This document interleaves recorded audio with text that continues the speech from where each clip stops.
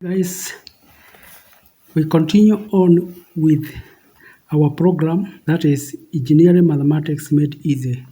And now we are at topic number 6, which is binomial expansion.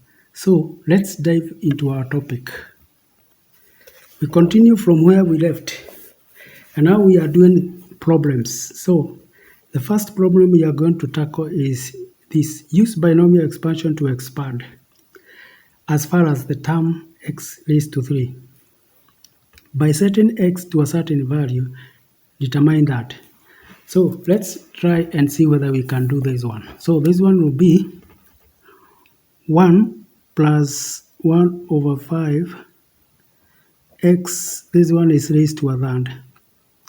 If you expand that one, you are supposed to get 1 plus 1 over 5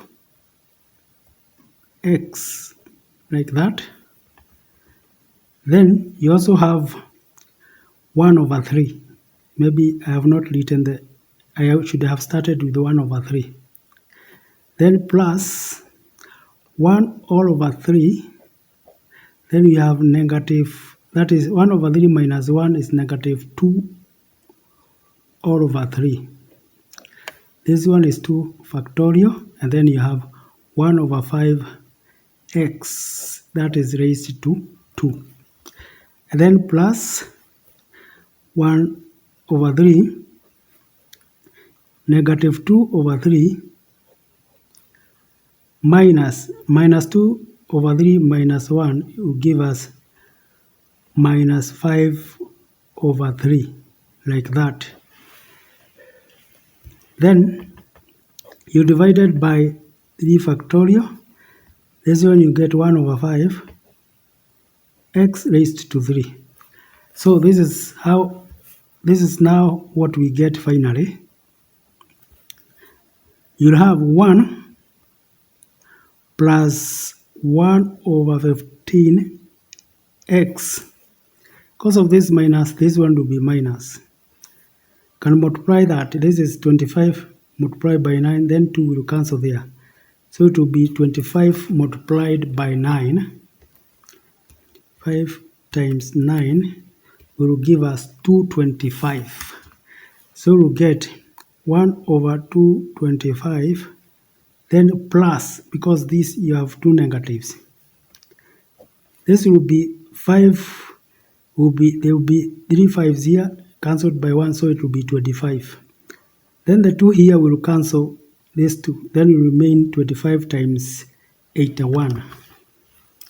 So we'll have 25 times 81 is equals to 2025. So you get 2025. Here you have 1, here you have x cubed, here you have x squared. X goes on ascending order. So this is your equation for the expansion up to x raised to 3. Then we are told, by setting x equals to a certain value, determine that. Then you come with your equation, yet again, you will say 1 plus 1 over 5 x, that is raised to a third, should give you, now we use this one to get that, 1.04 raised to a third. So you can make this one to be equal to that. It will be 1 plus 0.04 raised to a third. This one is equal to that. Then this one should be equal to that. So we have 1 all over 5 x equals to 0.04. So x will be equal to times 5 there, times 5 there. It will be 0.2. That is our x. So after getting our x, we go back to this equation, come and replace for x, which is 0.2. So this will be 1 plus 1 over 15, 0.2 minus 1 over 225, 0.2 now squared, plus 1 over 2025, 0.2, now this is cubed. So this one will give us 1 plus, we can calculate that, 0.2 divided by 15, it will give us 0.013. We can still do it again. 0.2 divided by 15 equals to 0.013. 0.0133 minus, we can do this other one. This will be 0.04. 0.04, that one, divided by 225. This will give us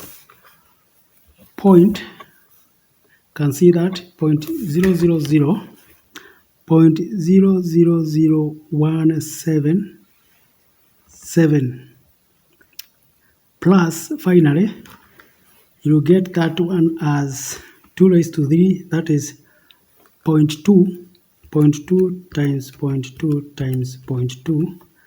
This one gives us 0.008 divided by 2025. This one will give us 1, 2, 3, 4, 5. 0.000, 2, 3, 4, 5, 395, like that. So we can add those figures together. So if we add, we will have plus 0.000177 plus 0.0133 plus 1. This will give us 1.013. 1.013. 1.013. So this will be our answer for that. So we have our expansion here. You can compare the expansion there. This, you can compare that. Let me show you. You can compare that expansion. That is our expansion. Let's focus on that. We have our expansion there. That is our expansion. You can compare it with that. This and that. You can see it's the same. And then we go to our value. We have gotten that value, and this is the other value. So this is how now the question is supposed to be done. That's how you do it, and you get up to your answer there.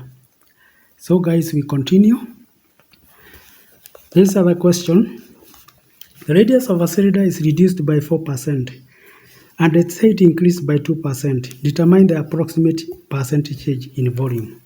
So this is the cylinder. The volume is equals to pi r squared h. And so we are told that it is reduced by 4%, the radius. So you write here, new radius.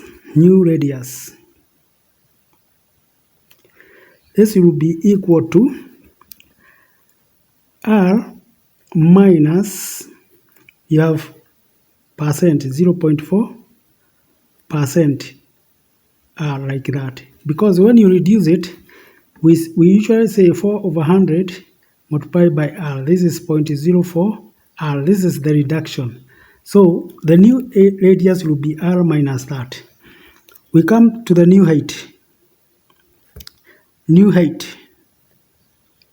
This is going to be h. It's increased by, so it is plus 0.02 r. Because when we say 2 over 100 multiplied by h, this will be 0.02 h increase. And the original was h. So the increase will be, I made a mistake there, it's h. So it will be like that. So from there, we can now talk of new volume. Let's call it volume and then prime.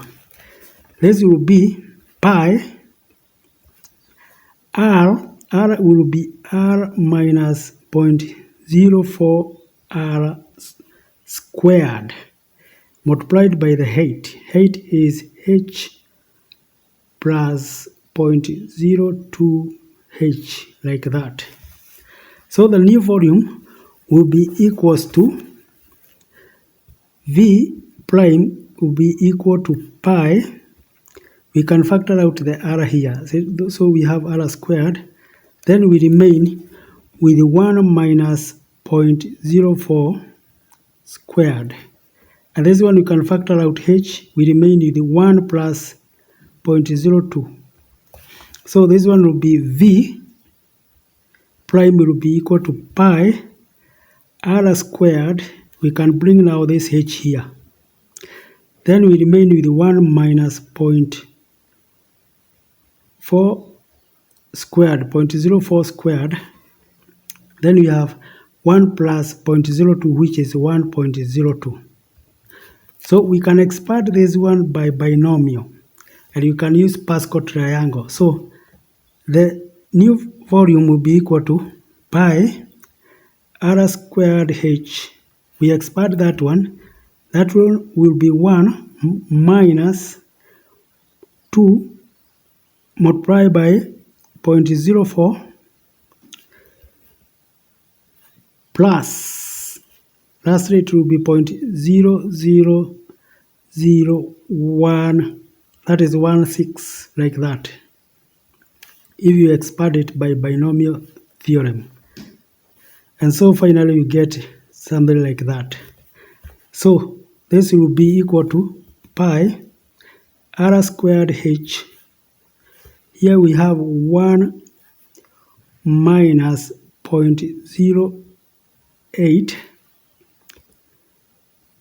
plus 0.00016. That is 2 zeros, like that. So this one is small. This one is small. You can neglect it. You multiply by 0.02. So finally you get pi r squared h. 1 minus 0.08. You get 1 minus 0.08. You get 0.92. Then you multiply by, this is 1.02. Multiply by 1.02. You get, I think I made a mistake there, because first of all, let's subtract 1 minus 0.08 equals to that. Then multiply by 1.02. You get that, 0.938. This is 0.938. This is our old volume, but our new volume was pi r squared h. And so therefore the difference will be v minus v prime will be pi r squared h minus pi r squared h 0.9, let's say 9.4. So you can factor out pi r squared h. You remain with 1 minus 0.94. So this one will be pi. This now will be in the new volume v. And then we have here will be 1 minus 0.94 will be 0.06. So if you take away that, this one will actually be, you actually multiply to see the new change in percentage. You multiply by 100. So you will get 0.06 times 100 will give you 6%. So there is a 6% change in volume, and this is done like that. So guys, this is our problem. As you can see, this is now our value. And it is done exactly just like I have done. It is like this. So finally you get that our new volume will have this. This will be now the 0.06, because when it is not reduced, it is supposed to be 1V. So if it's 0.06V, it means it is less by that. Percentage wise, it is 6%.